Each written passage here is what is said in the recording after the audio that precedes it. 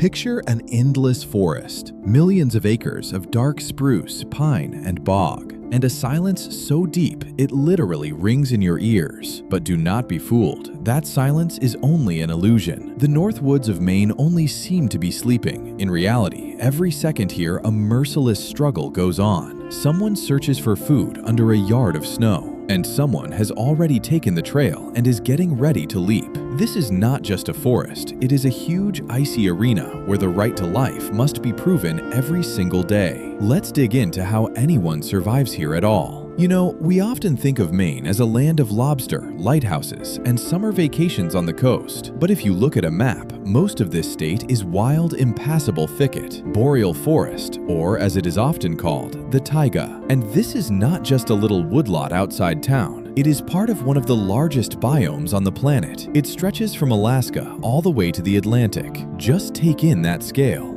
A green sea that in winter turns into a white, at first glance lifeless, desert.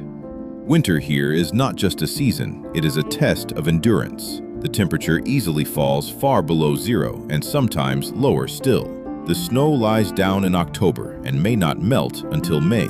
And here a question arises. How, in these conditions, can you not just avoid dying, but live, breed, dominate? For many animals, this snow is a curse. It binds movement, hides food. But for others, it is a warm blanket. Take, for example, the moose. It is simply a tank on long legs. Have you ever seen a moose in the flesh? It can weigh close to 1,500 pounds. Its very long legs are built specially to step through deep snow, like stilts. While others bog down to their ears, the moose just pushes straight through. It does not care about drifts. It feeds on bark, twigs, the stuff that any other animal would simply starve on. But the moose has its own microflora in its stomach, a real chemical factory that digests this tough wood.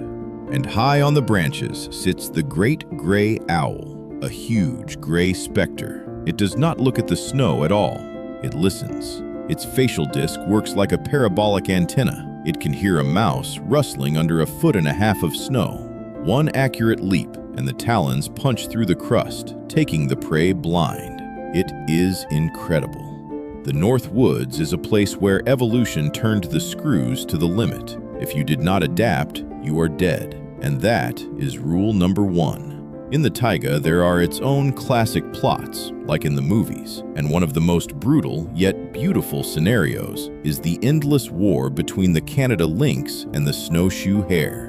You have surely seen photos of a lynx. It has those comically, absurdly huge feet. It looks like it put on someone else's boots 3 sizes too big. But in the wild, nothing is for nothing. These huge feet, thickly covered in fur, are perfect natural snowshoes. When the lynx runs over the loose snow, it does not sink. It glides over the surface like a fluffy ghost. The snowshoe hare is no slouch either. It has exactly the same trick with its feet. And so they meet, predator and prey, who evolved together, adjusting to each other. It is a real arms race. The hare changes its coat for winter, becoming absolutely white. To spot it on the snow is a tough task. The lynx relies on its perfect eyesight and explosive speed over short distances. But the craziest thing here is their bond. The population of the lynx is literally tied to the number of hares. It is a harsh mathematical graph drawn by nature itself. The number of hares grows, the lynx have something to eat. They breed, they become many. And then the problem begins. Too many lynx kill too many hares. The population of the long-eared ones sharply falls. And what happens to the lynx? Famine begins, a cruel, merciless famine.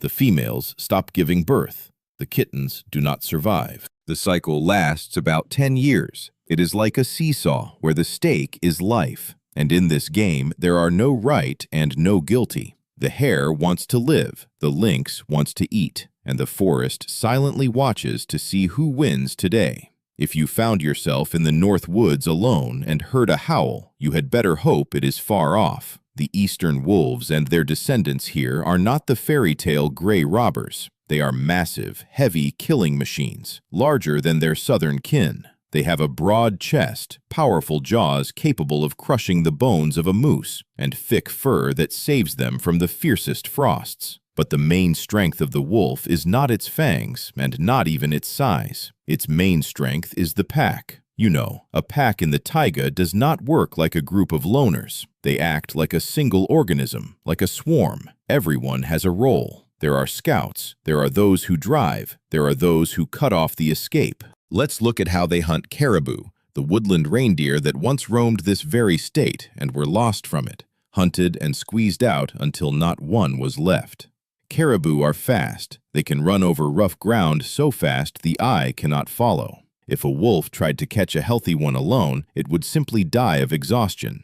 So the wolves play the long game of wearing down. They can pursue a herd for hours, sometimes days. They do not attack right away. They test the herd, make false rushes, watch who stumbles, who breathes harder than the others, who is too young or too old. They look for weakness, any crack in the defense. And when the target is chosen, the pack focuses only on it. They drive the victim into deep snow or onto ice where the hooves slip. And then comes the finale. The wolves do not kill fast. It is a cruel truth of the wild. They have no tool for instant death like the big cats. They take by exhaustion.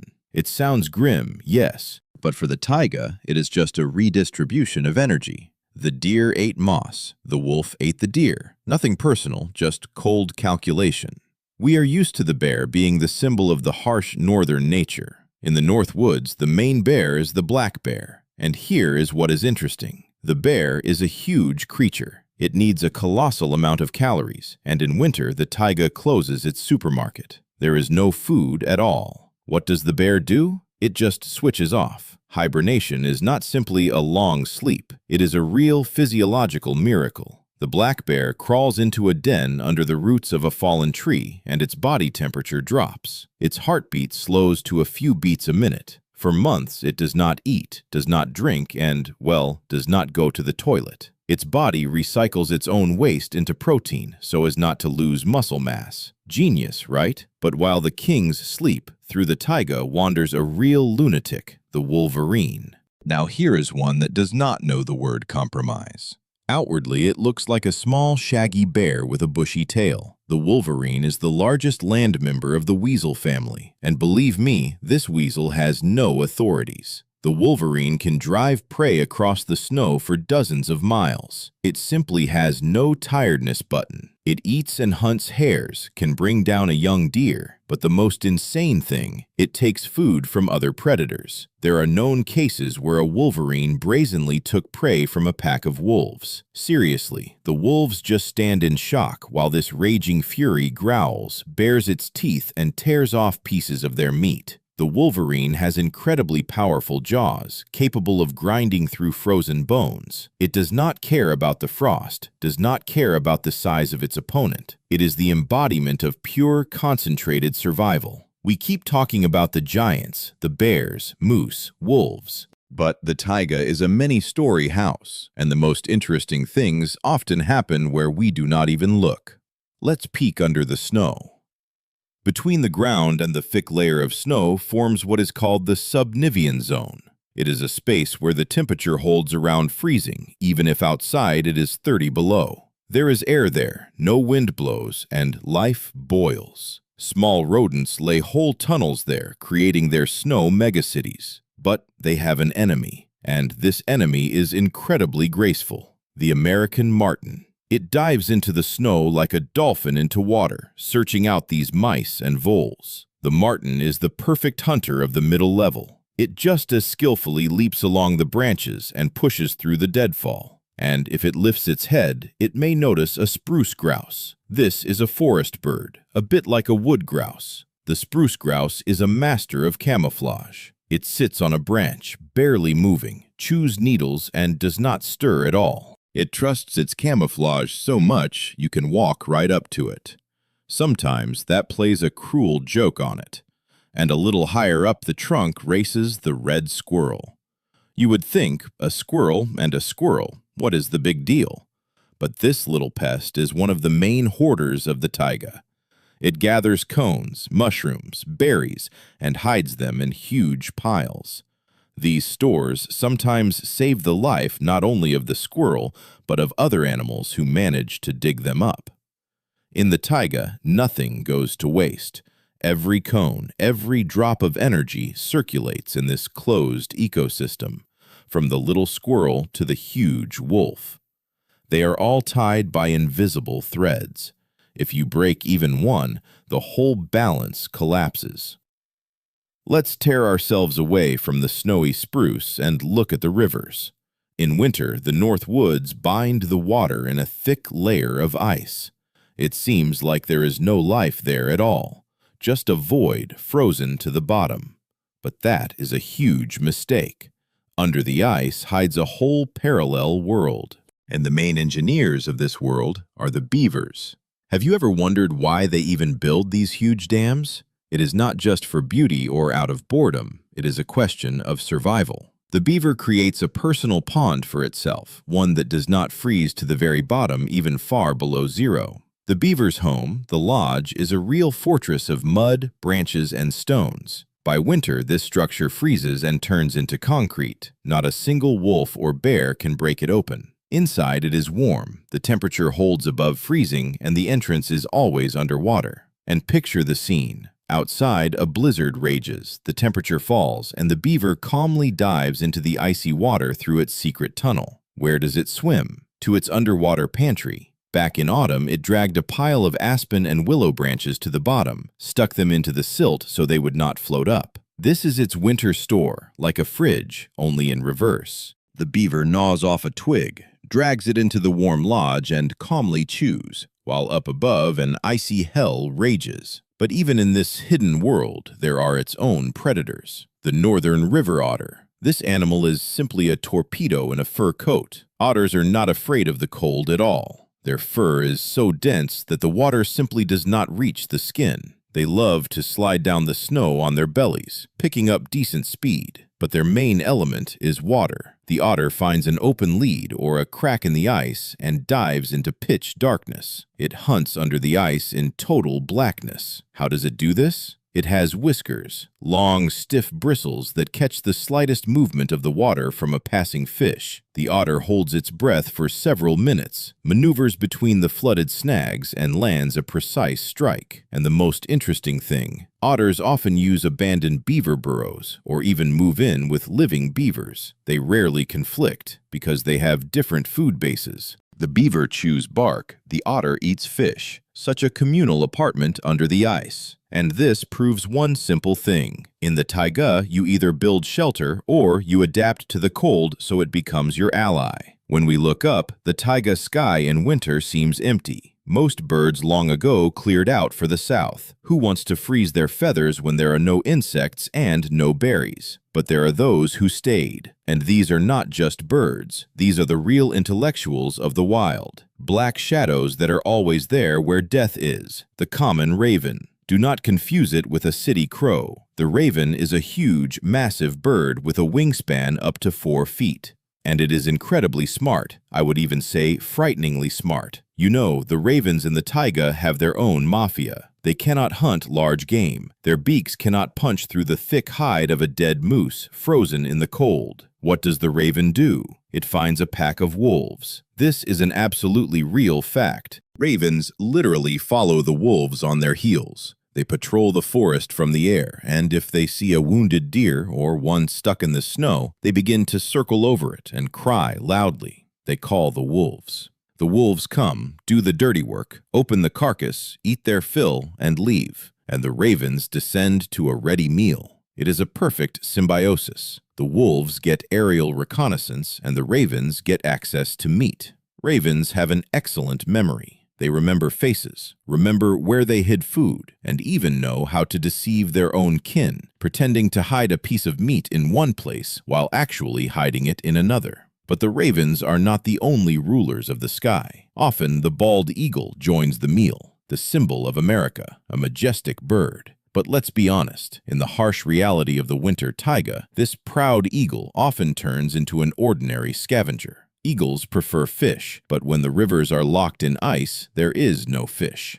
Hunger is no ant, so the eagles flock to the leftovers of the wolf's kill. And here, the hard squabbles begin. A huge eagle with its razor-sharp talons can easily drive off the ravens. But the ravens are smarter. They start to pull the eagle by the tail, distract it, work as a team. While the eagle throws itself at one raven, another drags off a piece of meat. It is an eternal game of wits and raw force. In the taiga, no one wants to spend energy for nothing. If there is a chance to steal food or find some, no one will refuse it. Pride does not survive here. Cunning survives. There are places in the North Woods where it seems time stopped thousands of years ago. When you see this animal, goosebumps run down your skin. The moose again, the true living tractor of this country, and where the forest opens onto the old burns and bogs, the herds that once shaped these woods. An adult bull moose can weigh over 1,000 pounds. Just picture this mountain of muscle, fur, and fury slowly wandering among the thin spruce. Its massive shoulders are not there for nothing. It is a mountain of muscle that supports the huge head, and this head works like a bulldozer blade. In winter, the moose lowers its heavy muzzle and begins to sweep the snow aside, getting to the dry grass or the lichen. It does not care about the frost. Its coat is so dense that the snow falling on its back does not even melt. The heat simply does not escape. But even such giants have reasons for worry. The taiga is a forest of shadows, and one of the most dangerous shadows makes not a sound: the mountain lion, the cougar. Here in the North Woods, it is a genuine ghost because science declared the eastern cougar gone from these forests long ago, wiped out by a century of hunting. And yet, every so often, tracks turn up in the deep woods, and no one can quite prove the ghost is truly gone. Whether it is a wanderer from the west or a survivor of the old blood, the cougar is the absolute opposite of the moose. It is graceful, invisible, and deadly. The cougar rarely attacks an adult moose. That is pure suicide. One hit of an antler or a hoof and the cat is finished. Its target is calves, deer, or the young. The tactic of the cougar is built on total invisibility. It can sit for hours on a branch or on a rock ledge, blending with the bark and the stones. It waits. Its back legs are more powerful than the front. They are springs. When the target comes close enough, the cougar makes a leap that can reach 30 feet. One accurate bite to the neck, breaking the vertebrae. Everything happens in complete silence. The taiga is a place of contrasts. Here, the raw, unstoppable force of the moose lives beside the surgical precision of the invisible cat, and each of them is perfect in its own strategy. We are used to fearing the big predators: bears, wolves, cougars. Yes, they are scary, but if you were the size of a mouse, your worst nightmare would be the ermine. This little creature, weighing a couple of ounces, looks incredibly cute, especially in winter when its coat becomes absolutely white, except for the black tip of the tail. But do not let it fool you. The ermine is the psychopath of the animal world. It is a killing machine running at maximum revs. The thing is, the ermine has a furious metabolism. Its heart beats at several hundred beats a minute. Because of its long body, it loses heat very fast. To keep from freezing to death, it has to eat constantly. It kills everything that moves, and often even what is bigger than itself. Hares, birds, voles. No one is safe. The ermine gets into mouse burrows under the snow. It does not even need to dig. It just slides through someone else's tunnels, like a snake with legs, and wipes out whole families of rodents. If it is full, it keeps killing anyway, stacking the bodies in reserve. It is pure madness, dictated by necessity. And a floor above, on the surface of the snow, works another hunter of small game, the red fox. In the taiga, you often meet foxes with a very beautiful color. The fire foxes, or the silver ones. The fox does not have the metabolism problem the ermine has, but it does have a problem finding food that hides under 1.5 feet of snow. The fox has an amazing acoustic radar. It wanders across the snowy field and freezes. It tilts its head one way, then the other. It listens, and it hears not just a squeak. It hears a mouse digging in the snow deep below. Moreover, scientists have found that the fox somehow orients by the Earth's magnetic field, calculating the angle of its jump. And so it leaps high into the air, gracefully arcs and dives muzzle first, straight into a drift. Only the tail and back legs stick out. This is called mousing. It looks funny, I agree, but for the mouse under the snow, it is a sudden end. In the taiga, size does not matter. What matters is only how fast you adapt to the rules of the game. Winter cannot last forever. Even in the North Woods, a moment comes when the sun begins to warm. The ice on the rivers cracks with a deafening roar, like cannon shots. The snow becomes loose, heavy and wet. Spring begins. It seems like you can breathe out. Birds sing, streams babble, life returns. But for many residents of the taiga, this is the most dangerous time of the year. In winter, you could walk on the firm crust, and now your legs sink into the wet mush. The energy reserves are at zero. Everyone is exhausted to the limit. And it is exactly at this moment that they come out from under the ground. The black bears wake up. They climb out of their dens, angry, sleepy, and incredibly hungry. They lost up to a third of their weight, and they urgently need food. There is no vegetation yet. The berries have not grown. The fish have not come into the rivers. What is left? That is right, meat. The bear begins to comb the taiga. It has one of the best senses of smell on the planet. It can smell a decaying carcass miles away. It searches for those who did not survive the winter. But if there is no carrion, it switches to the living. And here the main target becomes the moose, or rather their newborn calves. Spring is the time of births. The cow moose tries to hide her little ones in the thick brush, but from the bear's nose there is no hiding. It sounds cruel, but such is the balance. The bear must restore its strength to survive. The cow moose must protect her calf. Blows of heavy hooves against huge claws. This battle for survival does not stop for a second. The taiga wakes from its icy sleep to launch a new cycle of life and death. This place knows no mercy, forgives no mistakes, and gives no second chances. You know, we are used to thinking that summer is salvation. The snow melted, the sun shines, the grass turns green. It would seem, live and be glad. But in the North Woods, summer is not a resort. It is a real branch of hell on earth. As soon as the temperature rises and the bogs thaw, this whole endless plain turns into one giant swamp. Water stands everywhere, and in this water is born the main, most merciless, and most massive predator of the North, the biting insects. Billions, trillions of mosquitoes, black flies, and deer flies rise into the air. These are not the little mosquitoes you can wave away in the evening. These are dense black clouds. They cram into the nose, the eyes, the ears. They cover any warm surface in a solid carpet. And the main victims of this aerial terror become the moose and the deer. The animals only just survived the harsh winter. They are exhausted. Many females just gave birth. They should be calmly grazing and gaining weight. But no, the insects give them not a second of peace. Just picture this horror. The moose cannot hide.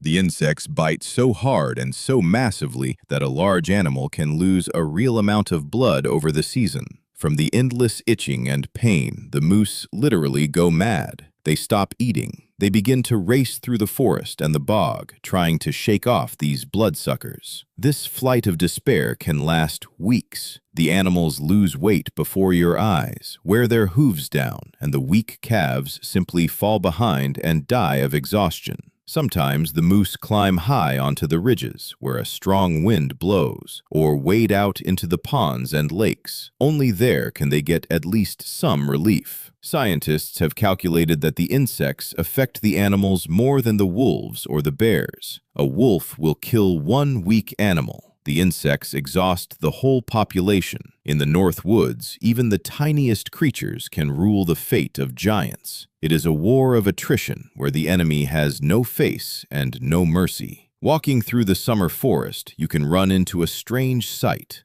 High on a tree, hugging the trunk with short legs, sits something like a huge prickly pillow. This is the porcupine, an astonishing animal that could not care less about most predators. Why? Because on its body grow about 30,000 sharp quills, like syringe needles. And these quills are not just defense. On their tips, there are microscopic barbs. If the porcupine hits you with its tail, the quill goes into the body easily. But pulling it out is torture. It will work its way deeper with every movement of the muscles. Bears, wolves, cougars, they all usually go around this prickly tank. No one wants to get a muzzle full of quills, because of which it will then be impossible to eat. The porcupine knows this. It is slow, clumsy, with weak eyesight, and it does not need to be fast. It just sits on a branch and chews bark. But perfect defense does not exist in nature. Every tank has a weak spot, and in the taiga lives the one who knows how to crack this armor, the fisher. This is a large, muscular member of the weasel family, the size of a good-sized dog. The fisher is an incredibly agile, smart, and cruel hunter. It is not afraid of the quills. It has a tactic. When the fisher finds a porcupine on the ground, a deadly dance begins. The weasel does not throw itself at the back. It races around the porcupine in circles at a furious speed, forcing it to constantly turn and defend with its tail. The porcupine is clumsy. It quickly tires. The fisher makes sharp false rushes, aiming exclusively at the muzzle, the only place where there are no long quills. One accurate bite to the nose, the animal is disoriented. Then a quick strike of the paw under the soft, unprotected belly. The porcupine flips onto its back, and that is the end. The fisher literally eats it out from the inside, leaving on the ground only an empty, prickly hide. This forest does not tolerate those who relax too much, even if you wear impenetrable armor. If you have ever spent the night by a forest lake in Maine, you will never forget that sound. When the sun sets, over the black water carries an eerie, piercing cry. It is like either mad laughter or the wail of a ghost. It gives you goosebumps at the back of your neck. This is the cry of the common loon, the symbol of the northern lakes, a bird that looks elegant but behaves like a real underwater monster. The loon is completely unsuited to land. Its legs are set so far back that it cannot even walk properly, only crawl on its belly. To take off from the ground is an impossible task for it. It needs a long water runway, but underwater it is absolute perfection. Unlike other birds, the loon has solid, non-hollow bones. They are heavy, dense. This works like a diver's weight belt. It simply exhales the air from its feathers and drops like a stone to a depth of many yards. Underwater, it can stay for several minutes. Its vision adapts to the murky water, and its strong legs work like turbines. And here the underwater hunt begins. The main target of the loon is fish, and sometimes it has to clash with other masters of the pond. For example, the giant northern pike. This is also a predator that does not like to joke. The pike can reach a yard in length, and its mouth is studded with hundreds of sharp teeth, curved inward. A meeting of a loon and a large pike is always a risk. Pike often attack the loon's chicks, which carelessly paddle on the surface. The adult bird fiercely defends its offspring, diving and attacking the fish with its sharp, dagger-like beak. It is a battle of two elements, the ancient reptilian fury of the fish and the high-precision, warm-blooded machine. The lakes of the taiga only seem like calm mirrors. Dive under the surface and you will see a world where a constant, quiet war goes on for every gram of protein.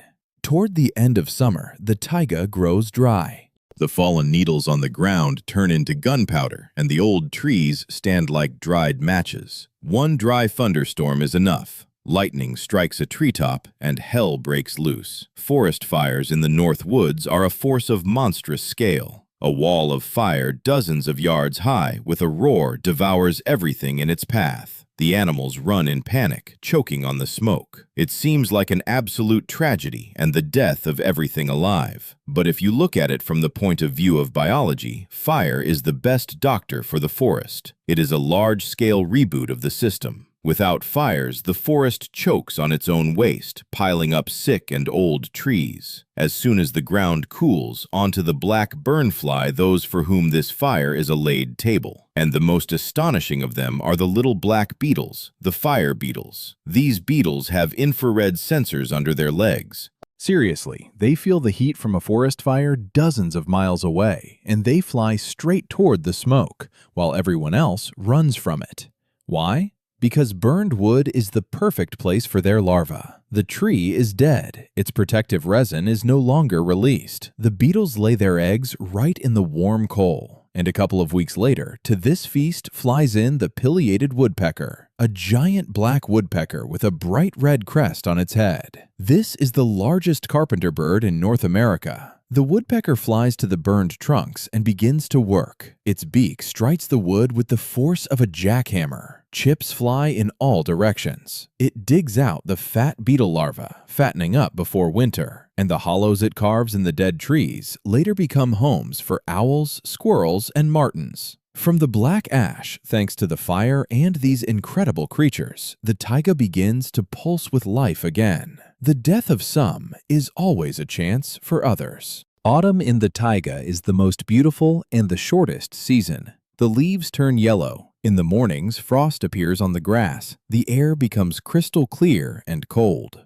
And it is exactly at this moment in September that the silence of the forest is torn by an incredible sound. It is not a howl, not a roar, and not a whistle. It is a mix of a trumpet blast and some kind of otherworldly scream. So begins the rut, the breeding season of the moose and, in the open country, of the elk brought back to the edges of these woods. The bulls at this time turn into real demons. They gain maximum weight over the summer. Their necks swell, their eyes fill with blood from testosterone. But their main weapon and pride is the antlers. They can weigh a great deal and span more than a yard. A bull comes out onto a clearing, digs the ground with its hooves, and throws down a challenge to everyone around. It wants to gather dozens of females around itself and let no one near them. But the rivals do not sleep. From the bushes comes another bull. They do not throw themselves into battle right away. First comes a parade of strength. They walk parallel to each other, showing off their antlers and bellowing. If no one retreats, a collision happens. It is a terrible sound of bone against bone, heard a mile away. Two giants, each weighing close to 1,000 pounds, lock antlers and begin to push each other. It is pure, raw force. The muscles crack, the hooves slip on the frozen mud. Sometimes the antlers break. Sometimes one of the bulls takes a fatal blow from a sharp tine to the side. But even the winner pays a huge price. During the rut, the bull is so busy with fights and mating that it eats almost nothing. It can lose up to 1/5 of its body mass. It goes into winter exhausted, tired, and with dulled antlers. And ahead are deep snow and hungry wolves. It gave all its strength so that its genes would live on.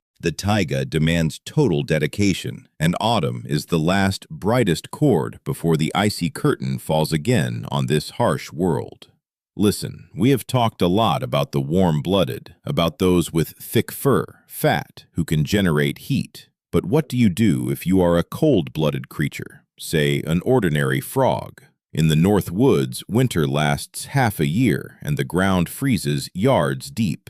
In theory, for an amphibian, this is a guaranteed end. But the wood frog simply breaks all the laws of biology. It does not bury itself deep in the silt of the lakes like its southern relatives. It does not really bother at all. It just crawls under a layer of fallen leaves, closes its eyes, and freezes. It literally turns into a piece of ice. If you find it in winter and tap it with your finger, the sound will be like from a little stone. It is not just that its temperature drops. Its heart stops. Its lungs stop working. Its brain activity falls to absolute zero. In its blood and tissues, ice crystals form. For any other creature on the planet, this would mean the instant rupture of cells and death. But not for it. How does it do this? As soon as the frog feels the first frosts, its liver starts to work like a mad factory, pumping huge doses of glucose into the blood. It is a natural antifreeze, a syrup that soaks every cell of its body, keeping the ice crystals from tearing the cell membranes.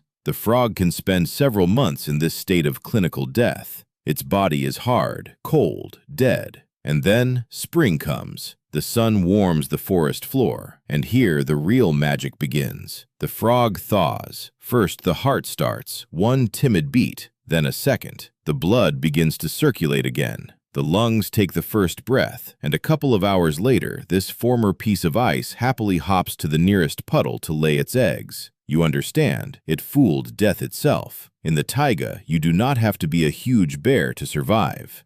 Sometimes it is enough just to know how to die correctly for a while. There is a bear here that some of the old families spoke of as a spirit of the woods. The rare black bear born through a chance of genetics with a coat that is not black at all, but a pale cinnamon or blonde. In the deep forest, when you catch that light shape sliding silently through the green gloom, it is easy to believe the old stories. And why did nature leave some of them such a strange color? Because a pale coat in a dark forest is terrible camouflage. But the answer is in the fish. In autumn, the streams here fill with fish running to spawn. The bears need to build up maximum fat before hibernation. And here is the thing about the pale ones. When a fish looks up from the water, it sees a dark bear as a clear silhouette against the sky, but a pale bear blends with the glare of the water and the clouds. The fish simply does not notice it. But the coolest part is what happens next. The bear catches a fish,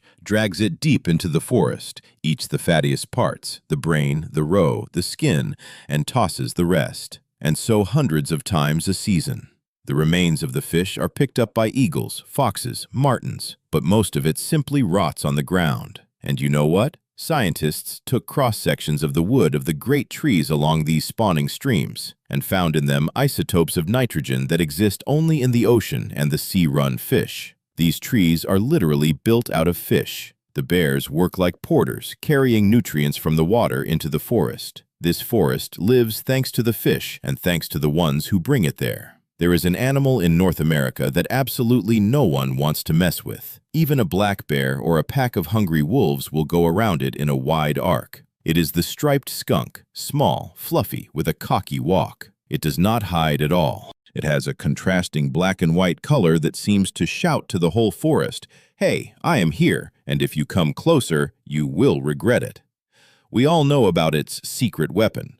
Under the skunk's tail are glands producing an oily liquid. It is a mix of sulfur compounds, and it stinks so much that it burns the eyes and causes vomiting.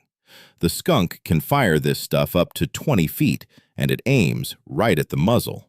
One hit, and the predator loses its sense of smell for several days, cannot hunt, and literally goes mad from the burning in its eyes. The skunk feels like the king of the forest. It wanders the night taiga at a swagger, digs roots, and fears no one. But it forgets to look up. In the taiga, there is always someone who could not care less about your rules. The night sky belongs to the great horned owl. This is a huge, fierce bird with a wingspan of 5 feet. The owl has two features that make it the perfect skunk killer. First, its feathers have a special fringe on the edges. When the owl flies, air passes through this fringe, killing any turbulence. It flies absolutely silently, like a shadow. The skunk, with its poor eyesight, does not even understand that death is diving at it. Second, the owl has practically no sense of smell. It does not care at all how this black and white overgrown mouse smells. The owl drops like a stone, sinking in its talons, which can produce a pressure of dozens of pounds. They punch through the skunk's spine instantly. Yes, the skunk manages to fire, but the owl does not care. It just eats it, despite the smell that would scare off any other beast on the continent. In the wild, perfect defense does not exist. For every chemical weapon, there is a killer deaf to smells. If you set up camp in the North Woods and start frying bacon, in about 5 minutes a guest will fly in. A small gray bird with cheeky eyes. This is the gray jay, the Canada jay. Locals call it the whiskey jack. It is not afraid of people at all. It will land right on your shoulder, snatch a piece of bread right from your hands, and instantly dissolve among the spruce. It seems, well, a bird. Funny, bold, but in reality, it is one of the coolest survivors of the taiga. Remember, we talked about how hard winter is. Most birds fly away. Those who stay huddle in hollows and barely survive. And the gray jay? The gray jay thinks winter is a great time to have children. I am not joking. They start building nests and laying eggs in February. In February, when at night the temperature falls to 30 below. How is that even possible? To warm the chicks, you have to constantly sit in the nest. And how then do you find food? They do not look for it. They take it from their caches. All the short summer and autumn, the gray jays are busy with maniacal hoarding. Insects, berries, pieces of meat from dead carcasses. It takes everything. And here the main magic begins. It has very thick, sticky saliva. It rolls the food into a ball, coats it with this saliva, and glues it somewhere high on the trunk of a tree, under the bark, or in a fork of the branches. The saliva dries dead hard, like superglue. Over a season, one small bird makes tens of thousands of such caches over a territory of several square miles, and it has a phenomenal spatial memory. In winter, when the forest is covered in a yard of snow, it unerringly finds its stashes. It chips off pieces of frozen meat and feeds them to its chicks. Of course, sometimes these stores are found by a hungry marten, forever slinking through the trees in search of easy prey. But the gray jay makes so many caches that even if half are stolen, it will have enough. It outplayed winter itself, using only its brain and a bit of sticky saliva. The taiga changes, and it is changed not only by climate or forest fires. If earlier the sole masters here were the wolves, in recent decades they have a very serious competitor. Meet the eastern coyote, or as biologists sometimes call it, the coywolf. And the North Woods of Maine are exactly where this new animal took shape. We are used to thinking of coyotes as residents of the prairies, small, skinny scavengers hunting ground squirrels somewhere in Texas. But the eastern version is a completely different story. About 100 years ago, the coyotes began pushing north and east, and along the way they met the remnants of the eastern Canadian wolf population and even domestic dogs. Interbreeding happened. This is not a myth. It is proven by geneticists. The result was a perfect hybrid. The eastern coyote is larger, more muscular than its southern kin. It has more powerful jaws. There is wolf blood in it. But at the same time, it kept the main quality of the coyote: incredible adaptability and a cunning mind. Wolves hate coyotes. If a pack of wolves meets a coyote, they will tear it apart on the spot. Wolves are conservatives. They need huge wild territories. Give them moose and deer. But the new coyotes are not so proud. They live on the edges of the taiga, where people cut the forest and build roads. They can dig through trash, or they can gather into a pack and bring down an adult white-tailed deer. Yes, they learned to hunt in packs just like wolves. They have the most complex system of communication. Their crossing howl in the night sounds like a devilish choir. And the main thing, coyotes breed faster the more they are exterminated. It is a paradox that breaks the system. If in the taiga you kill the alpha pair of wolves, the pack falls apart. If you kill part of the coyotes, the females the next season will bring twice as many pups, and the young males will start breeding earlier. They cannot be destroyed. They seep into the taiga like gray water, filling all the niches the wolves free up. This is evolution right before our eyes. Not the strongest and not the most toothed survives. The one who knows how to adjust to the new rules of the game survives. And in this game, the eastern coyote is the absolute champion.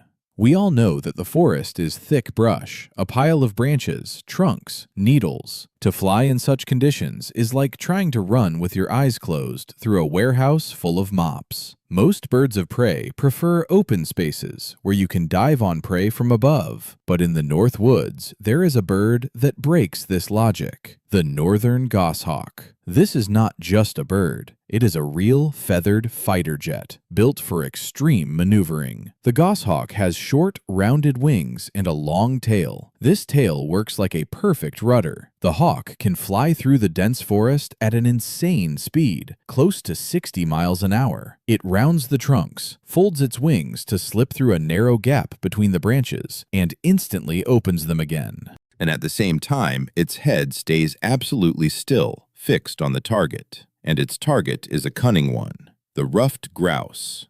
The grouse is a taiga chicken that masterfully blends with the fallen leaves. It knows the hawk is somewhere near. The grouse sits without stirring, but the goshawk uses the tactic of shock. It flies so low, right over the ground, that it appears literally out of nowhere. No warning, no sound of a dive. The grouse notices the shadow in the very last fraction of a second and sharply rockets up, breaking branches with its wings. And here begins an aerial battle at minimum distances. The hawk does a loop right in the forest, turns in the air, and strikes the grouse in the back with its talons. The blow is so strong that feathers scatter like after an airbag goes off. The goshawk falls to the ground together with its prey. In the taiga, you cannot fly in a straight line for long. Here, the one with the better reaction survives, the one who is not afraid to break a wing on the nearest pine. The goshawk took the risk, and it rules the middle level of this forest.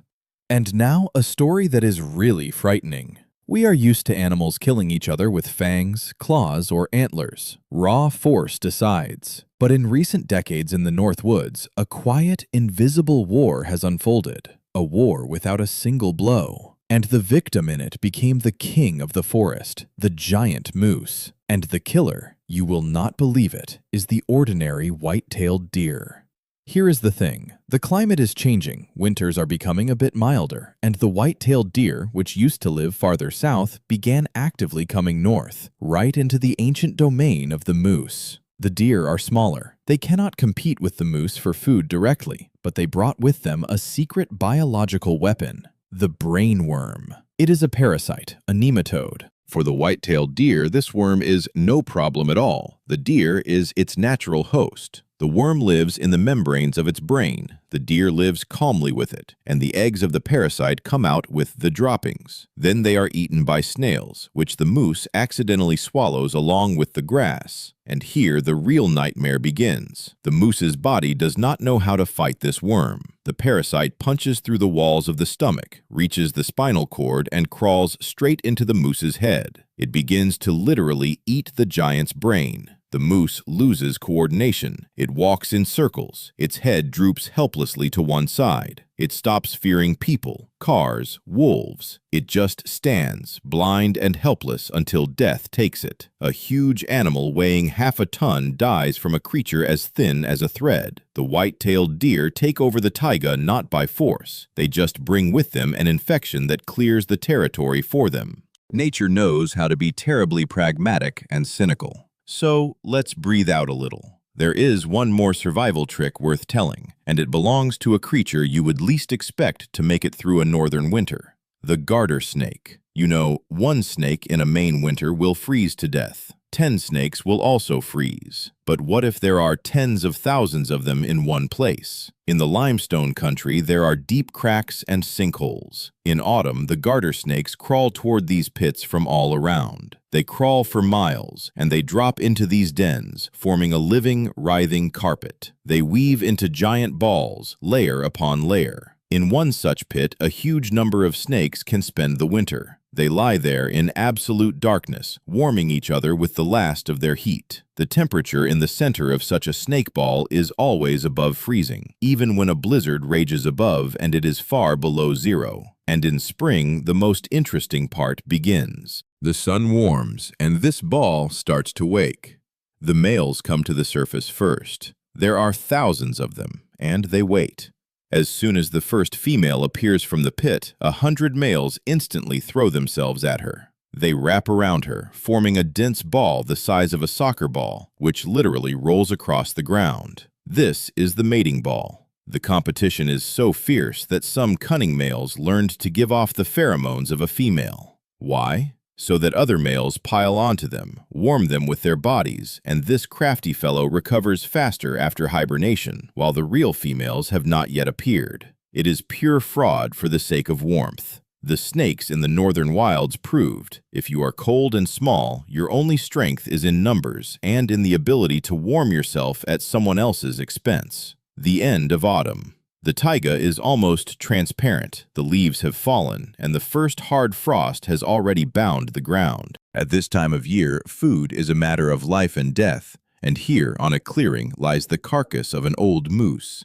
A pack of wolves brought it down. They worked half the night, spent a lot of strength, and now greedily tear the meat, trying to fill their stomachs. The ravens, as always, circle above, waiting their turn. But suddenly, the wolves freeze. The fur on their necks stands on end. Out of the thicket comes he, a huge black bear that has not yet gone into its den. He is enormous. In him are hundreds of pounds of fat and muscle, and he caught the smell of blood. The bear does not stand on ceremony. It pushes straight at the carcass like a tank. The wolves understand that one blow of such a paw would break their spine in half. For the bear, the wolves are just annoying dogs. It roars, rises on its hind legs, showing off its colossal size. And most predators would retreat right there. But the wolves will not give up their dinner so easily. A tactical game begins. The pack fans out. The alpha male distracts the bear from the front, bares its teeth, makes false rushes. As soon as the bear lunges toward it, the other wolves instantly bite the bear on the back legs and the tendons. The bear roars with fury, turns, but the wolves have already sprung back to a safe distance. It is a dance with death. The bear is strong but clumsy compared to a wolf. The wolves are fast, but one wrong move and death. This battle can last for hours. The bear tires of spinning. It sits down on the moose carcass, literally covering it with its body. The wolves lie down around it. A war of nerves begins. Who gives up first? Usually, if the carcass is large, the bear eats its fill and leaves, leaving the wolves the scraps. But this time, the wolves wore it out. The bear understands that it is spending too much energy. It tears off a decent piece of meat and heavily walks off into the forest. The pack won. Intelligence and teamwork in the taiga will always find a way to stand against raw, dumb force. And so the taiga takes its last breath before finally sinking into darkness. November. The temperature falls now not to 0, but deep below. The rivers go still, covering with a thick, clear ice. The beaver checks its dam from the inside one last time and goes into its lodge until spring. The snow begins to fall in large flakes, burying tracks, branches, hopes. The icy curtain descends. Everything the animals prepared for over long months now goes through the test of endurance. The wood frog has already turned into a piece of ice under the roots of an oak. Its heart stopped, waiting for a miracle. The huge moose stands up to its chest in a drift, slowly chewing bark, saving every movement. And somewhere in this white void races a black shadow, the wolverine. It does not care about the snow. It has its own plans for this winter. The North Woods is not evil. It is simply absolutely indifferent. It does not care who you are, a giant moose, a cunning lynx, or a tiny gray jay. It gives you the rules of the game, and after that, you are on your own. And it is exactly in this cruelty that an incredible beauty is born. The animals here do not just survive. They honed their skills to absolute perfection. They turned the cold from an enemy into an ally. They learned to read the snow like an open book. When you look at this endless frozen forest, you understand one main thing. Life cannot be stopped. Not by frost, not by ice, not by hunger. It will always find a loophole, always break through the frozen ground. This icy hell is, for someone, a home, and this home is perfect. The cycle has closed. The taiga has fallen asleep, to wake tomorrow and start it all over again. That is what it is, the real North Woods. This is not just a forest from a postcard. It is an arena where every day plays out dramas cooler than any Hollywood film. From frogs freezing alive to epic battles of wolves and bears, this world does not forgive weakness, but it generously rewards those who know how to adapt. Nature is cruel, cynical, but that is exactly why it is so flawless. If you enjoyed this look at the harsh fauna of the North, be sure to hit like and subscribe to the channel. Write in the comments which animal of the North Woods amazed you the most. Maybe the deathless frog or the brazen wolverine. Take care of nature, and until we meet in the next episode.